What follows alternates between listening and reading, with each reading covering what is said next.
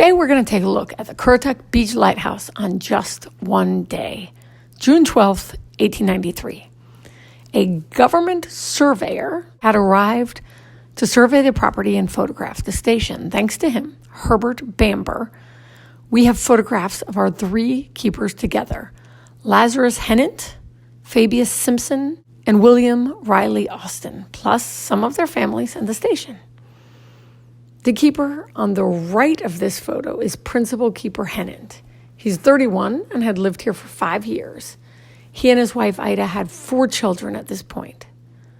The 2 assistant keepers were living together with their families on the north side of the keeper's duplex.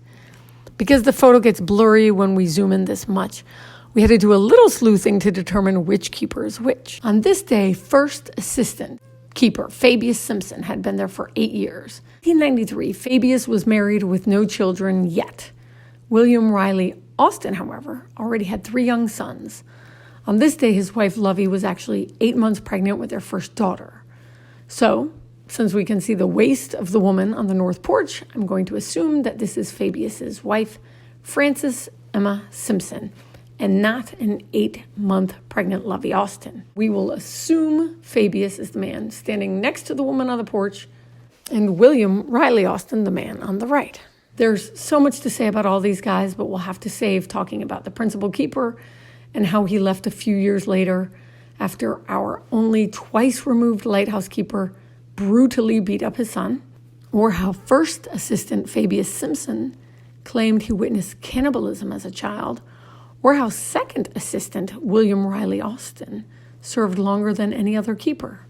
Instead, we want to take a look at a few other details in these Bamber photographs.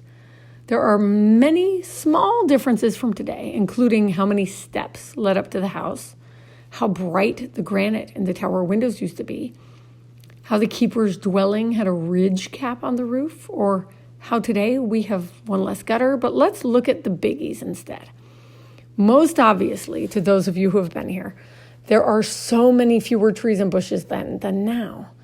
Corolla may have been the last of the sand banks for the dunes to be built along the ocean line.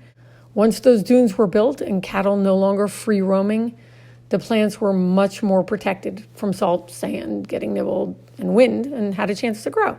You can see there's a fence separating the keeper side and the assistant keeper side, both on the west and east of the house. Apart from fences making good neighbors and the privilege that came with being a principal keeper, we know that our keepers kept hogs, horses, and cattle.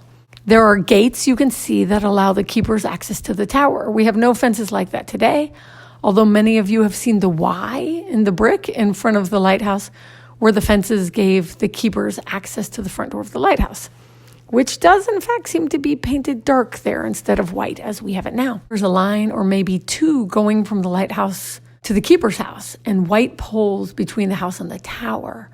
Around 1882, electric call bells were placed in the keeper's dwelling, connecting with the lighthouse tower.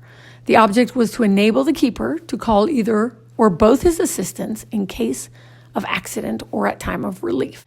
In 1887, a new bell system was installed, this time an electromagnetic system with poles. Oh, also see there's bird netting around the lantern. The netting kept birds from crashing and cracking the glass.